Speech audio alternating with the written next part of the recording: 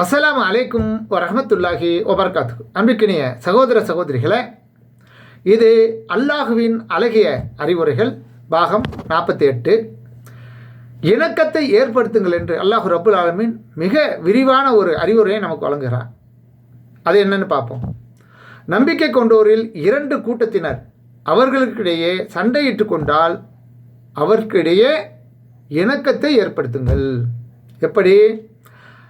அவர்களில் ஒரு சாரார் மற்றொருவரின் சாராரின் மீது வரம்பு மீறினால் அந்த வரம்பு மீறிய கூட்டம் அல்லாவின் கட்டளையை நோக்கி திரும்பி வரும் வரை அதை எதிர்த்து அவர்களுக்கு எதிராக சண்டையிடுங்கள். மேலும் அந்த கூட்டம் திருந்தினால் நீதியான முறையில் இருவருக்கிடையே அந்த 2 பேருக்கும் இடையே நல்லிணக்கத்தை ஏற்படுத்த முயற்சி செய்யுங்கள்.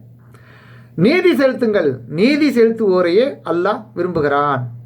மேலும் நம்பிக்கை கொண்டோர் அனைவரும் சகோதரர்கள் தாம். எனவே உங்கள் சகோதரர்களுக்கிடையே இணக்கத்தை ஏற்படுத்துங்கள். அல்லாஹ்வை அஞ்சுங்கள், அருள் செய்யப்படுவீர்கள். நம்பிக்கை கொண்டோரே ஒரு சமுதாயம் இன்னொரு சமுதாயத்தை கேலி செய்ய வேண்டாம். இவர்களை விட அவர்கள் சிறந்தவராக இருக்கக்கூடும். எந்த பெண்களும் வேறு பெண்களை கேலி செய்ய வேண்டாம். ஏனென்றால் இவர்களை விட அவர்கள் சிறந்தோராக இருக்கக்கூடும். உங்களுக்குள் நீங்கள் குறை கூற வேண்டாம். பட்ட பெயர்களால் குத்தி காட்ட வேண்டாம். நம்பிக்கை கொண்ட பின் பாவமான பெயர் சூட்டுவது மிகவும் கெட்டது. திருந்தி கொள்ளாதவர்கள் அநீதி இழைத்தவர்கள் ஆவார்கள். நம்பிக்கை கொண்டோரே ஊகங்களில் அதிகமானதை விட்டு விலகிக் கொள்ளுங்கள். சில ஊகங்கள் மிக பெரிய பாவமாக இருக்கின்றது.